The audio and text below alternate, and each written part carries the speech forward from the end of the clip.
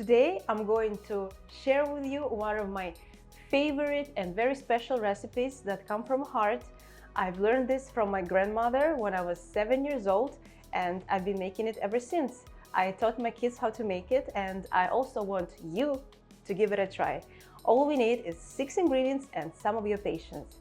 So I have my eggs here that were sitting at a room temperature for about 45 minutes. And now I'm going to crack them one by one into this bowl. So 1, 2, up.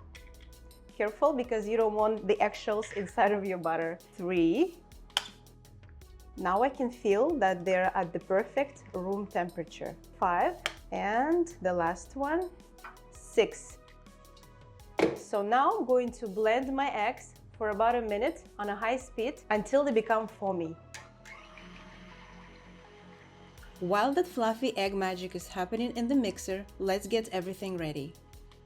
Peel and core the apples. I'm using Granny Smith because they're tart and crisp, but any apple you love will work just fine.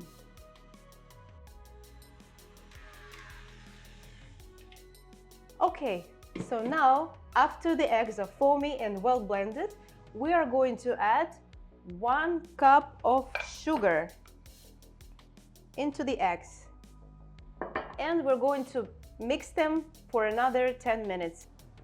Slowly, gradually, I'm going to add sugar, close the mixer, and let's give it 10 minutes. Now grab a bowl, sift in 1.5 cups of flour,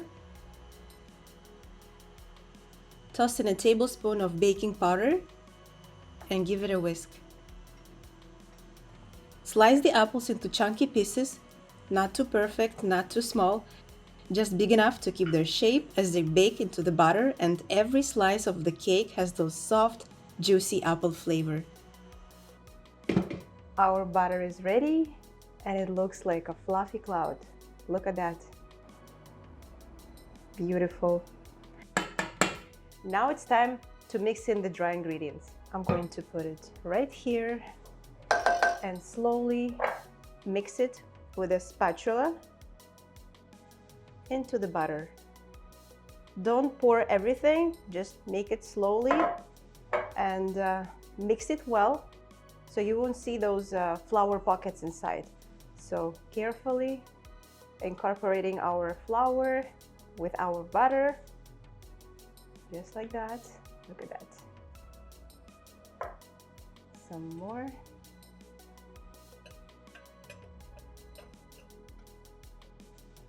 Carefully. Make sure you don't mix it in the blender because you won't have your cake as fluffy and tender. And do it carefully and slowly with a spatula, making sure you go to the bottom of your bowl to scrape all those flour pockets. And now I'm going to add my apples. I will save some more to put it on top of the cake at the end. And going to mix it inside. Now I'm going to add some vanilla essence for the flavor and for the smell. Just a little bit. Okay. Oops. And mix it again. Before you do that, make sure you preheated your oven to 350 degrees, and it should be really, really warm. So start preheating your oven when you are in the process of making your butter in a mixer. Okay, so this is ready. So now I have my 9-inch cake pan, and I lined it with the parchment paper, and I slightly greased it with some butter, but it's really unnecessary. And now I'm going to pour my cake batter into the pan. See how perfect it is. So this is ready, and for the final touch, I'm going to add some extra apples on top,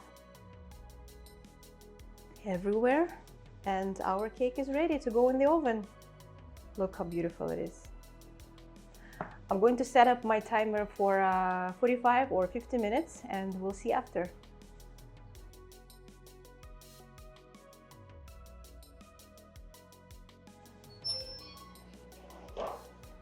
Oh wow, look at this beauty. I just love the smell of baked apples. It brings so many good memories and very nostalgic. I'm going to leave this cake for about 15 minutes to let it cool before I'm going to transfer it into a plate. Now I'm just going to take a thin spatula and run around the edges so it won't stick, hopefully. And yeah, looks perfect.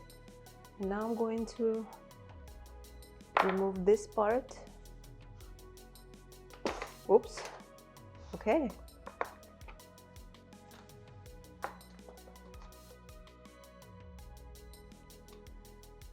Perfect.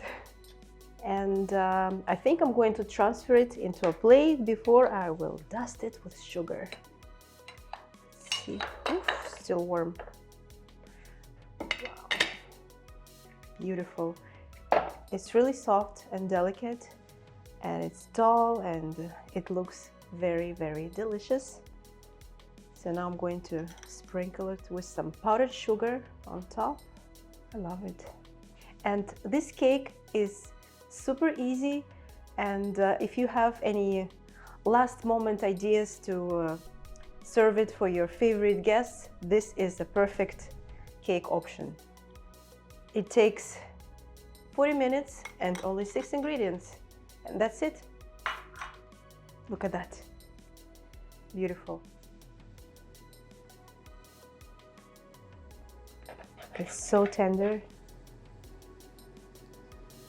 Look at that. It's beautiful. Cannot wait to try it. Look how moist this cake, and it's loaded with pieces of apple, and it's really soft, tender, and it smells amazing.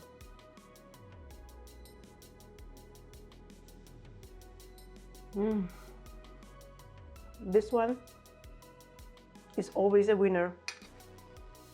It's beautiful. Wow. Now guys, if you watched it this far, make sure to leave me your comments and let me know what you think about this recipe, and if you already made it or you have any suggestions of adding some different ingredients, I would be more than happy to chat with you in the comments. Thanks for watching, and I hope to see you soon in my next video.